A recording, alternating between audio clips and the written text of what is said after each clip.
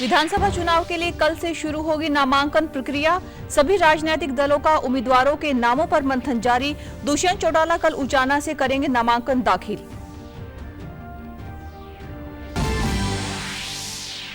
वित्त मंत्री जयप्रकाश ने लोहारू विधानसभा क्षेत्र के विभिन्न गांवों में ग्रामीणों को किया संबोधित। कहा, कांग्रेस करती है केवल स्वार्थ की राजनीति।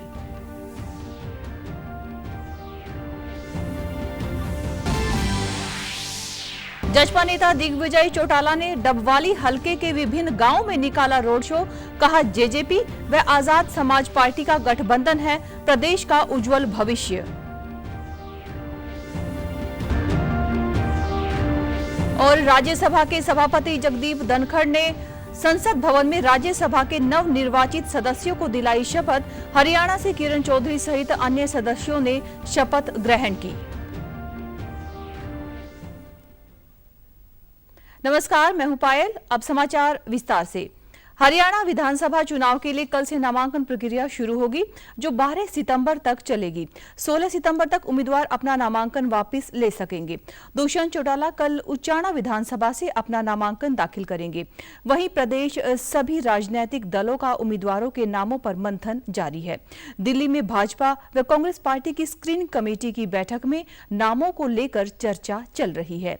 मुख्यमंत्री नायब सिंह सैनी आज अपने सभी राजनीतिक कार्यक्रम रद्द करके दिल्ली पहुंचे। वहां कल प्रदेश के चुनाव प्रभारी धर्मेंद्र प्रधान, सह प्रभारी विप्लव कुमार देव और केंद्रीय मनोहर लाल के बीच उनके आवास पर उम्मीदवारों के नामों को लेकर चर्चा हुई।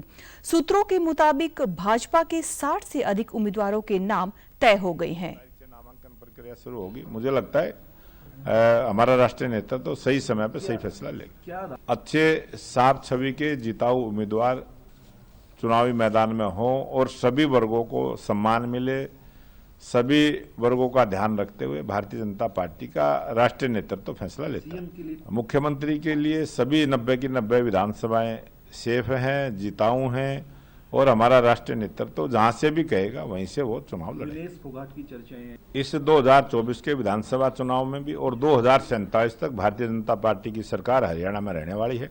हरियाणा प्रदेश की जनता ने मन बना लिया है। उधर कांग्रेस पार्टी की सीईसी की बैठक में राहुल गांधी व मल्लिकार्जुन खड़गे, प्रदेश प्रभारी दीपक बाबरिया व भूपेंद्र सिंह हुड्डा शामिल हुए और उम्मीदवारों के नामों पर चर्चा की गई। वहीं आज कांग्रेस नेता राहुल गांधी से आज पहलवान बजरंग पूनिया व विनेश फोगाट ने भी मुलाकात की।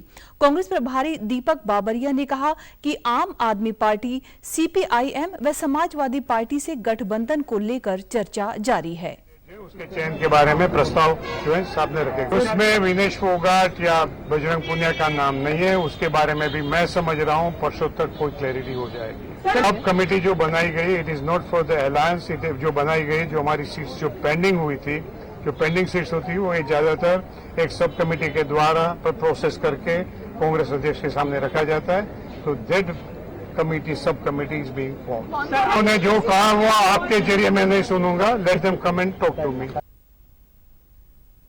जननायक जनता पार्टी व इनेलो बसपा गठबंधन पार्टी द्वारा कुछ प्रत्याशियों ने नामों की घोषणा पहले ही की जा चुकी है। भारतीय तटरक्षक बल के क्रू सदस्य झज्जर जिले के गांव डावला के कर्ण सिंह गुजरात में बाढ़ पीड़ितों को बचाने के दौरान शहीद हो गए। उनका हेलीकॉप्टर समुद्र में गिर गया। मुख्यमंत्री नायब सिंह सैनी ने एक्स पर अपने शोक संदेश में कहा कि राष्ट्र की सेवा करते हुए शहीद हुए कर्ण सिंह को मेरा कोटि कोटि नमन। ईश्वर दिवंगत आत्मा को अपने श्री चरणों में स्थान दे और शोकाकुल परिजनों को इस कठिन समय में संबल प्रदान करे। मैं यही प्रार्थना करता हूं। बहादुर बेटे कर्ण सिंह के सर्वोच्च बलिदान को ये देश हमेशा याद रखेगा। प्रदेश के वित्त मंत्री जेपी दलाल ने कांग्रेस नेता भूपेंद्र सिंह हुड्डा पर निशाना साधते हुए कहा कि इस क्षेत्र ने 10 साल कांग्रेस के स्वार्थ का राज देखा है। अब यहां की जनता आपकी झूठी बातों में नहीं आएगी। उन्होंने कहा कि कांग्रेस नेता वोट लेने के लिए स्वार्थ की राजनीति करते हैं। वित्त मंत्री जेपी ने आज लोहारू विधानसभा क्षेत्र के तलवानी, रामबास, सिवानी, झुम्पा कला, झुम्पा खुर्द, माधोपुरा, मतानी, मोरका, मीठी तथा गरवा आदि गांव में ग्रामीणों को संबोधित किया। गांव मोरका में नायक समाज ने वित्त मंत्री जेपी दलाल का सम्मान समारोह करके अपना समर्थन दिया। वित्त मंत्री जेपी दलाल ने कहा कि लोहारू के लोगों में जबरदस्त उत्साह और जोश है और वह रिकॉर्ड मतों से कमल खिलाएगी। लोहारू क्षेत्र की सभी नहरों को दोबारा निर्माण करवाकर टेल तक पूरा पानी किसानों को मिला है। आगे आने वाले 5 साल में इससे भी ज्यादा विकास कार्य करवाए जाएंगे। युवाओं के लिए रोजगार का प्रबंध कराया जाएगा। भाजपा सरकार ने हर वर्ग के हित में बिना भेदभाव के काम किए हैं। कांग्रेस के भूपेंद्र सिंह हुड्डा जी ये समझते हैं कि ठेकेदारी प्रथा से यहाँ एक ठेकेदार छोड़ करके लोहारू के वोटों को ले जाएंगे। मुझे लगता है कि उनको खाली हाथ लौटना पड़ेगा। भिवानी की जनता बहुत जागरूक है। इनको पहली बार चौधरी बंसीलाल जी के बाद में समझ में आया है कि हरियाणा सरकार में हिस्सा होने से इनको बीमा मिला है, मुआवजा मिला है, नहरी पानी मिली है, गरीबों को नौकरी मिली है, सोलर के पंप मिले हैं, फसलों का भाव मिला है। तो ये जो है सरकार के अंदर अपनी हिस्सेदारी को बरकरार रखेंगे और यहाँ जो इनकी कोशिश है हुड्डा साहब की, यहाँ से उनको बैरिंग भेजेंगे। हरियाणा के पूर्व गृह मंत्री अनिल विज ने आज अंबाला में पत्रकारों से बातचीत में कहा कि कांग्रेस खुद लड़ने के काबिल नहीं है और इसलिए वे गठबंधन के लिए भाग दौड़ कर रही है ताकि किसी तरह से भी गठबंधन हो जाए। उन्होंने कहा कि कांग्रेस शासित हिमाचल प्रदेश आज आर्थिक संकट से जूझ रहा है।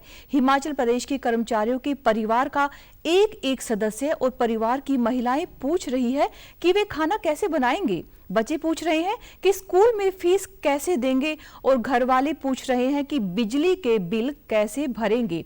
उन्होंने कांग्रेस के सामने सवाल खड़ा करते हुए कहा कि क्या यही है कांग्रेस का प्रबंधन? हिमाचल प्रदेश के कर्मचारियों का परिवार का एक सदस्य, महिलाएं पूछ रही हैं कि मैं खाना कैसे बनाऊंगी। बच्चे पूछ रहे हैं स्कूल में फीस कैसे देंगे। घर वाले पूछ रहे हैं बिजली के बिल का मीटर कैसे देंगे। ये है प्रबंधन। ये राहुल गांधी जी दिखाना चाहते हैं सारे देश को, ये लोगों को बताना चाहते हैं। जसपा नेता दिग्विजय चौटाला ने आज डबवाली हलके के विभिन्न गांवों में रोड शो निकाला। बाडरा विधायक के नेतृत्व में यह रोड शो गांव घुंकावली से शुरू होकर गांव मलिकपुरा में संपन्न हुआ। इस दौरान मीडिया से बातचीत में दिग्विजय सिंह चौटाला ने कहा कि वे डबवाली हलके से जेजेपी प्रत्याशी के तौर पर अपना नामांकन दाखिल करेंगे और डबवाली की सीट जीतकर दुष्यंत चौटाला की झोली में डालेंगे। प्रदेश में हुए गठबंधनों को लेकर उन्होंने कहा कि बसपा और इनेलो बीता हुआ कल है और जेजेपी व आजाद समाज पार्टी का गठबंधन प्रदेश का उज्जवल भविष्य है। वहीं बीजेपी से गठबंधन को लेकर उन्होंने कहा कि वे बीजेपी में दोबारा गठबंधन नहीं करेंगे। कांग्रेस पर कटाक्ष करते हुए उन्होंने कहा कि कांग्रेस तो डर के मारे जुगत करने में लगी हुई है। उन्होंने कहा कि विधानसभा चुनाव के लिए जेजेपी द्वारा उम्मीदवारों की सूची जल्द ही जारी की जाएगी। का काम करेंगे। इनेलो और बसपा जो है वो बीता हुआ कल है, जजपा और एएसपी जो है वो भविष्य है। फर्क सिर्फ तो बीजेपी के साथ जाने का कोई सवाल ही नहीं उठता। भविष्य में क्या होगा, कितनी पार्टी किस सीट और किस चेहरे पर आगे बढ़ेगी, ये जनता ने तय करना है। मगर हरियाणा का भविष्य दुष्यंत चौटाला में छिपा हुआ है। दुष्यंत चौटाला में हरियाणा की आस और उम्मीद है। मैं मानता हूं ज्यादा सीटें जननायक जनता पार्टी और आजाद समाज पार्टी का गठबंधन जीत करके आएगा और चंडीगढ़ की सत्ता के ताले की चाबी हमारे हाथ में रहेगी। वो हमारे गठबंधन से डरे हुए हैं, घबराए हुए हैं और तमाम तरह के हथकंडे अपना रहे हैं। मगर मैं आपको आश्वस्त करता हूं कि जेजेपी एएसपी के साथ और कई ऐसे दल हैं जो क्षेत्र विशेष तक सीमित हैं, वो भी इसमें शामिल होंगे और हम ज्यादा सीटें जीत करके आगे बढ़ेंगे। मुख्यमंत्री नायब सिंह सैनी ने आज श्री गुरु ग्रंथ साहिब जी के प्रकाश पर्व के पावन अवसर पर नारायणगढ़ के धनाना में स्थित गुरुद्वारे जाकर मत्था टेका तथा अरदास की। मुख्यमंत्री ने एक्स पर अपने संदेश में कहा कि उन्होंने वाहे गुरु जी से समस्त प्रदेशवासियों के सुख समृद्धि और खुशहाल जीवन की कामना की है। साथ ही उपस्थित आमजन से भेंट करके उपस्थित जनों का आशीर्वाद भी प्राप्त किया और सभी लोगों से बेहद प्यार से मिले। जन जन में उत्साह देखते हुए उन्होंने कहा कि भाजपा प्रदेश में तीसरी बार बड़े बहुमत से सरकार बनाने जा रही है। हरियाणा में आगामी 5 अक्टूबर को होने वाले विधानसभा चुनाव के लिए चुनाव आयोग प्रयासरत है कि प्रदेश के सभी मतदाता अपने मत का प्रयोग करके एक मजबूत सरकार का गठन करें। इसी कड़ी में जींद के जुलाना स्थित पीएम श्री विश्वविद्यालय में पहली बार मतदान करने वाले युवा मतदाताओं से हमारे संवाददाता राजेश रावल ने विशेष बातचीत की। नए मतदाताओं ने उन्हें बताया कि वे पहली बार मतदान करने के लिए काफी उत्सुक हैं।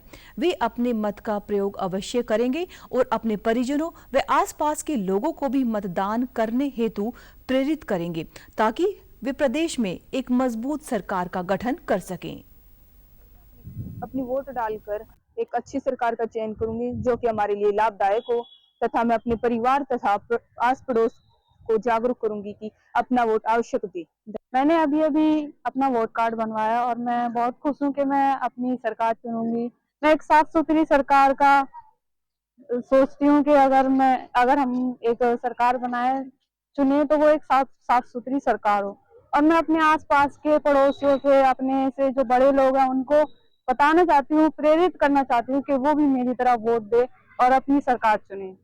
मेरा आज पहली बार वोट बना है और उसकी मुझे बहुत ज्यादा खुशी है। मैं अब अपने एक अच्छी सरकार का चुनाव कर सकूंगी क्योंकि यह मेरा अधिकार है। पास के लोगों को भी इसके लिए मतलब प्रेरित करूंगी कि वो अपना वोट डाले और अपने अच्छी सरकार का चुनाव करें। विद्यालय के प्रधानाचार्य सत्यवान फोगाट ने बताया कि विभाग के दिशा निर्देशों के अनुसार विद्यार्थियों को मतदान करने के लिए जागरूक किया जा रहा है और हमारे विद्यालय में जिनके पहली बार वोट बने हैं वे बच्चे मतदान का बेसब्री से इंतजार कर रहे हैं। हुआ था लोकसभा का, उस दौरान भी हमने बच्चों को प्रेरित किया था। अब फिर से हमने बच्चों को प्रेरित किया है कि भी जो बच्चे मैच्योर हो चुके हैं वो अपना वोट बनवाएं और इसमें इन बच्चियों ने काफी ज्यादा इंटरेस्ट लिया है और नए वोट भी हमारे बने हैं और इलेक्शन के प्रति, मतदान के प्रति कहिए काफी ज्यादा उत्साह है इन बच्चों में।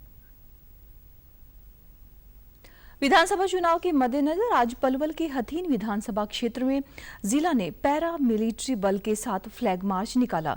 डीएसपी नरेश कुमार ने बताया कि हमारी प्राथमिकता जिले में शांतिपूर्ण एवं निष्पक्ष चुनाव कराने तथा कानून व्यवस्था को बनाए रखना है। इसके लिए जिले में 12 नाके लगाए गए हैं जबकि 3 इंटर स्टेट नाके भी लगाए गए हैं। उन्होंने बताया कि इस मार्च का उद्देश्य आमजन में सुरक्षा की भावना पैदा करना है ताकि वे निर्भीक होकर अपना मतदान कर सके। पुलिस ने लोगों को बिना किसी डर और भय के चुनाव प्रक्रिया में भाग लेने के लिए प्रेरित भी किया है।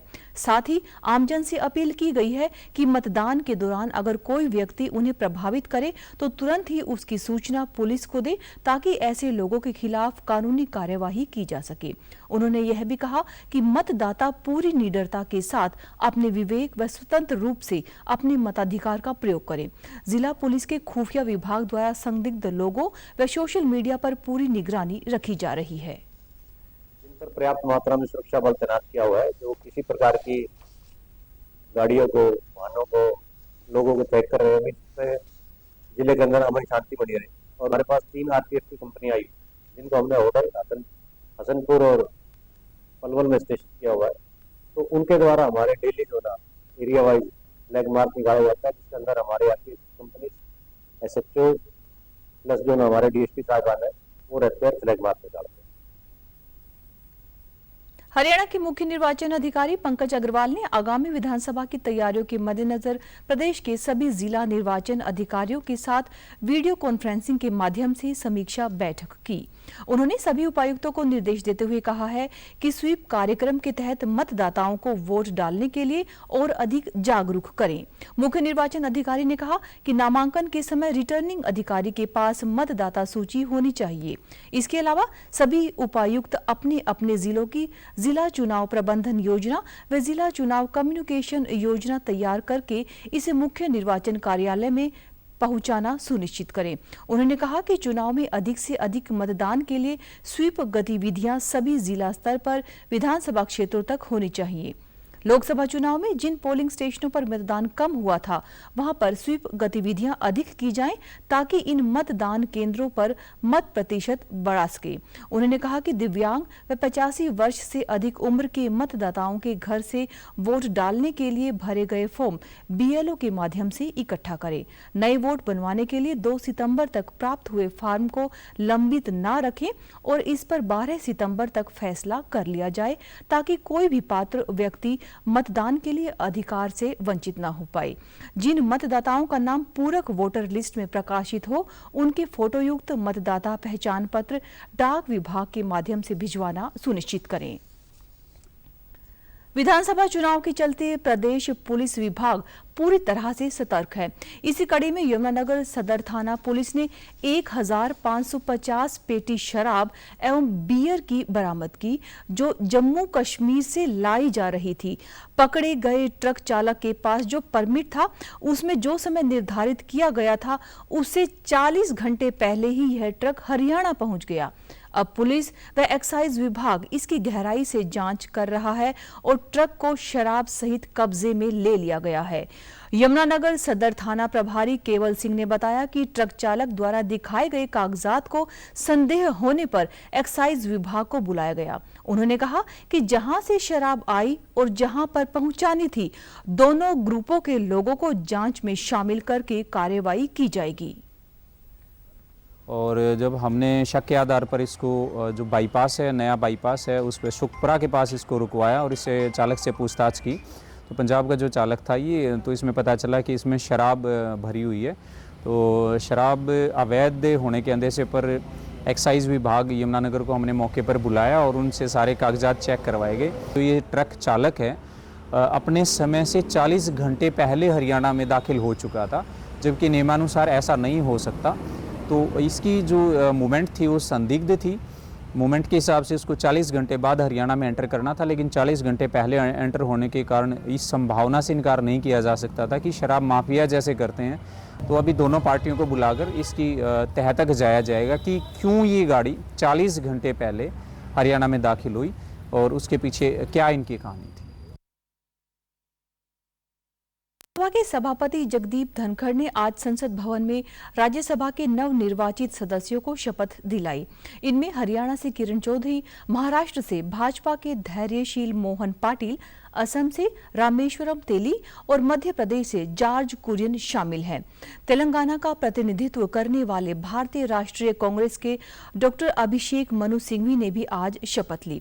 शपथ लेने के बाद किरण चौधरी ने कहा कि मैं क्षेत्र की जनता की आवाज पुरजोर तरीके से सदन में उठाऊंगी।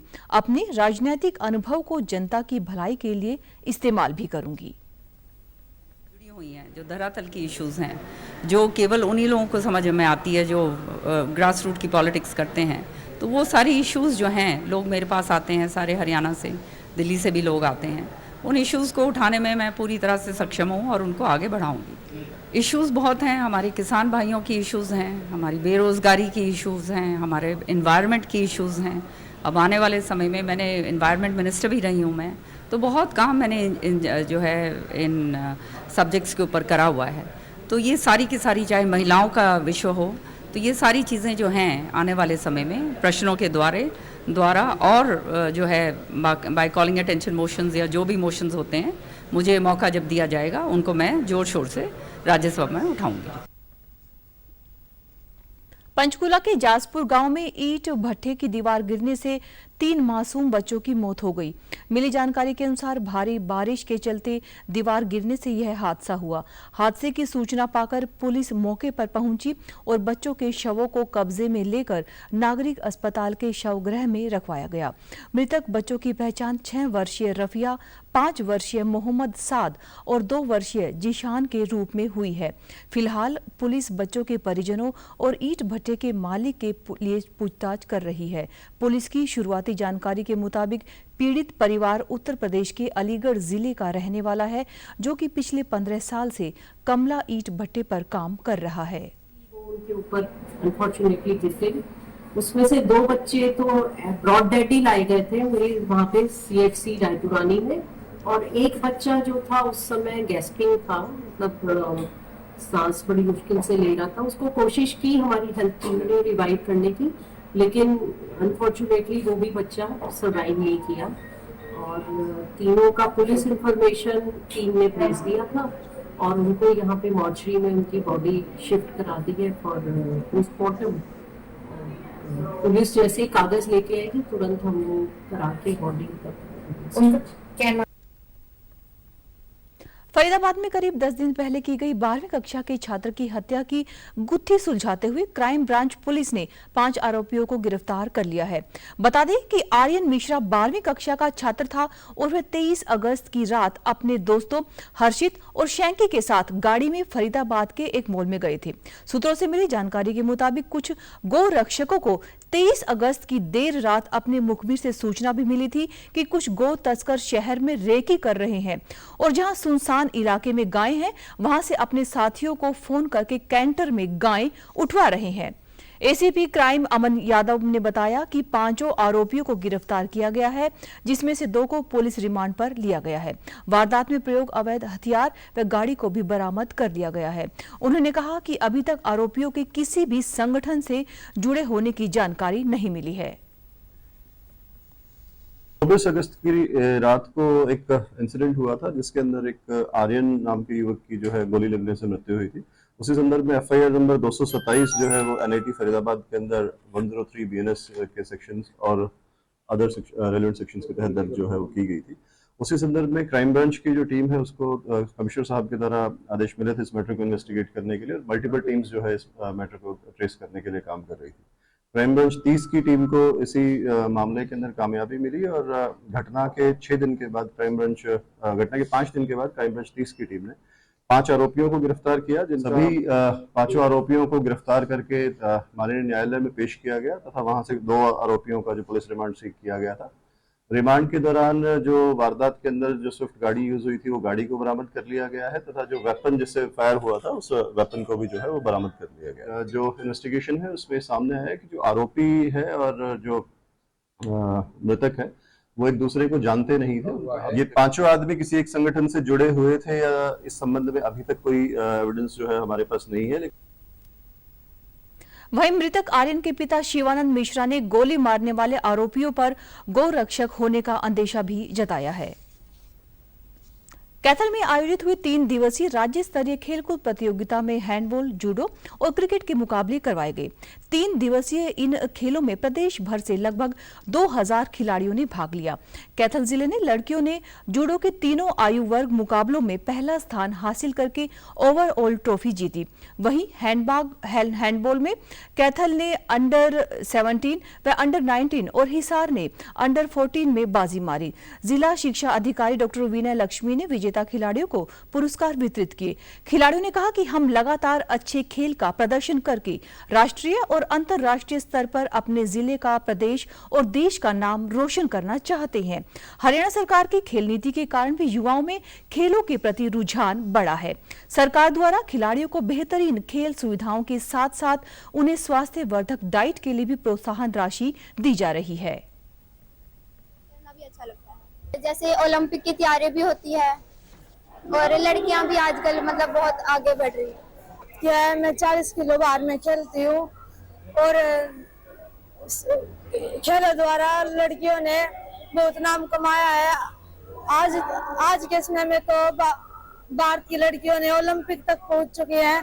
मुझे जूडो बहुत अच्छा लगता है, इसलिए मैं जूडो खेलती हूँ और मैं चाहती हूँ कि सभी लड़कियां जूडो खेले और आगे बढ़ती रहे और ओलंपिक में अपना मेडल लाए। वहीं मौलिक मुख्य अध्यापक विजय कुमार और शिक्षक संघ के जिला प्रधान विजेंद्र बेरवाल ने कहा कि हरियाणा की शानदार और खिलाड़ी हितैषी खेल नीति से प्रदेश भर के युवाओं का खेलों में रुझान लगातार बढ़ रहा है।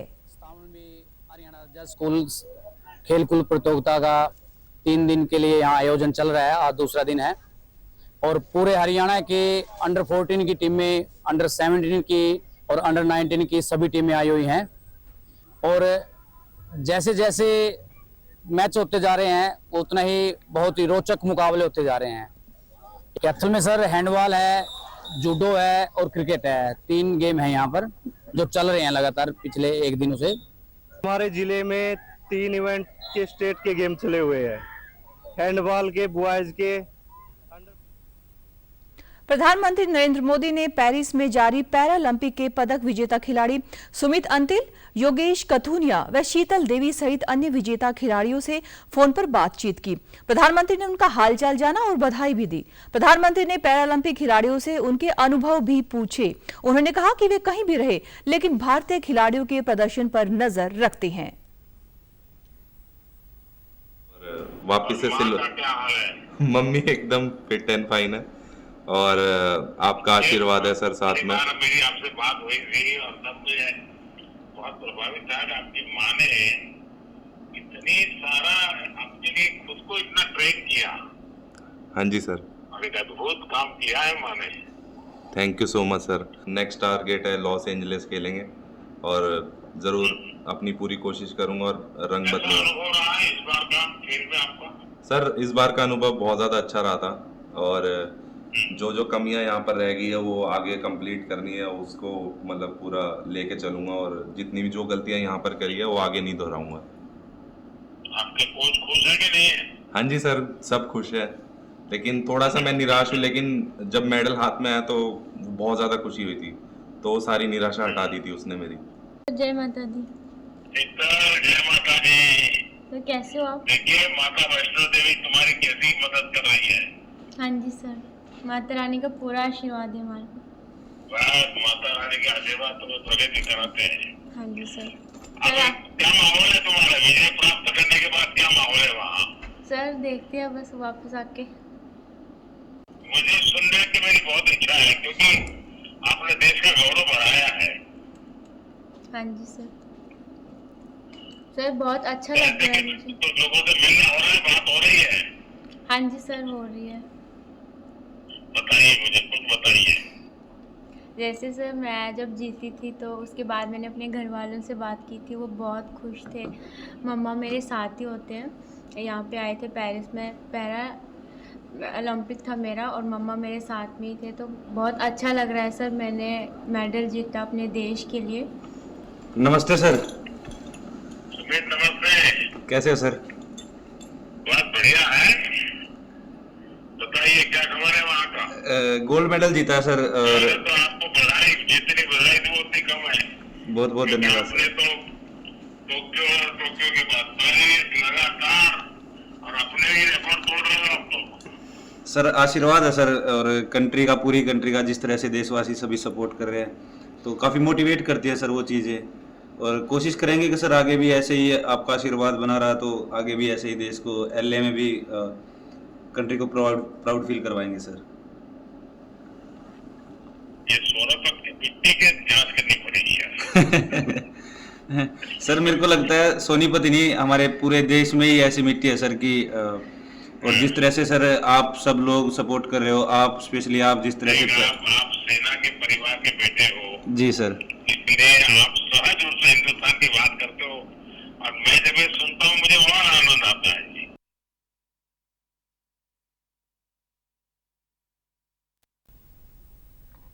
हरियाणा के अधिकतर जिलों में आज सुबह से ही बारिश हो रही है। इनमें गुरुग्राम, अंबाला, कुरुक्षेत्र, यमुनानगर, भिवानी, महेंद्रगढ़, रोहतक, चरखी दादरी, फरीदाबाद, नूंह, हिसार और पलवल शामिल हैं। जीटी रोड बेल्ट पर लगने वाले जिलों में बादल छाए हुए हैं और यहां पर तेज हवाएं चल रही हैं।